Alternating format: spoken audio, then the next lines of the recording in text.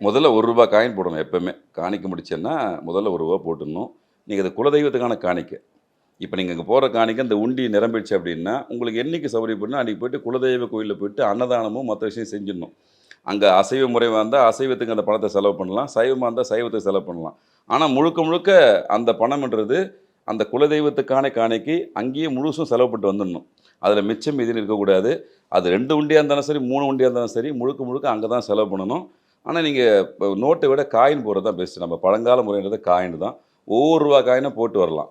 நீங்க அத அப்போ நம்பிக்கை என்னன்னா, அந்த காய் நெறைய நெறைய உங்களுக்கு அந்த காரியங்கள் விரைவா நடக்கும்னு சொல்லிட்டு மனசுக்குள்ள ஒரு நம்பிக்கை இயல்பா வந்துரும். இன்னொன்னு அந்த ஒட்டுமொத்த குடும்பமும் அத நோக்கி இருக்கும். திருமணம் சார்ந்த விஷயம், கடன் சார்ந்த விஷயம், பொருளாதாரம் சார்ந்த விஷயத்துக்கு எல்லாத்துக்குமே பொறுப்ப வந்து குலதெய்வத்த ஒப்படைச்சுட்டு அவங்க போய் வேலைய பார்ப்பாங்க.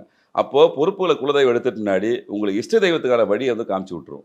"நீ நல்லபடியா போயிட்டு வரலாம்பா" அப்படின்னும்போது, உங்க பரிகாரம் ரொம்ப எளிமையாக இறைவன்கிட்ட போய் சேர்ந்துரும். பலனும் நல்லபடியா கிடைக்கும். அதான் மிஸ்டர் கோல்டு. தரத்திலையும் அளவுலயும் நோ காம்ப்ரமைஸ். மிஸ்டர் கோல்ட் 100% கடலெண்ணெய்.